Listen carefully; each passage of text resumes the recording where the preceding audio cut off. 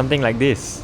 Hello ladies and gentlemen, today I will be introducing you to the world of F1 from my point of view. I'll be teaching you how to operate an F1 simulator car. Take note, it's just a simulator, I don't know how to drive the real car. But take note also that I'll be teaching you how to drive, but I won't teach you how to go fast, because I cannot drive fast also. Let's take a look into the settings of the F1 game first. Alright, this is the settings page. This is where we can adjust the assist of the game. For braking assist, we'll leave it off because if it's on, the game will help us to brake and we don't want that. For anti-lock brakes and traction control and dynamic racing line, we'll all leave it to be on because these three assists will be the hardest to master and it will be explained in part 2. For gearbox, we'll leave it with manual and suggested gear so that we'll know which gear to drop down to. For the remaining 5 assists, we'll just leave them off and only DRS assist will be covered in part 1. The rest of the assists will be covered in part 2. Alright, now let's choose our car and the map.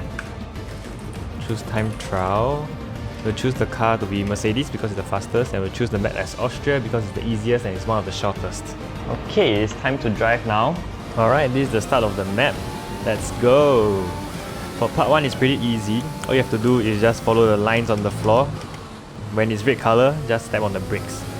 Traction control is on, anti-lock brakes is on, dynamic line is on, so that means if you want to accelerate, you can just step the pedal all the way, and if you want to brake, you can just step the brakes all the way like you're playing in the arcade. So it's not really much of a sim racing. If you want to experience the full sim racing, then it will be in part 2.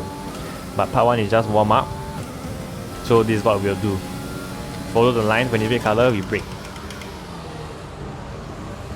At the bottom of the screen, you can see how much I'm stepping on my throttle and my brakes. And it can show you that I can just tap everything full.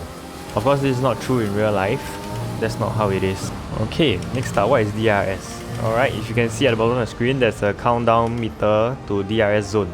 DRS stands for drag reduction system. It's when you're 1 second behind another car and in the DRS zone, you can turn on the DRS to make your car go faster. Once you cross the line, press the DRS button straight away. Alright, let's do it again. This time I'll show you what DRS actually does to the car. Now look, DRS on. Opening this tail will make the car go a lot faster.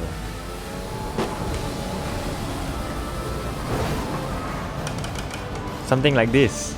And that's about it for F1 Part 1. Part 1 is pretty easy. For the real experience, you have to look at Part 2. Now, let's combine everything that we have learned for Part 1 and complete a full lap.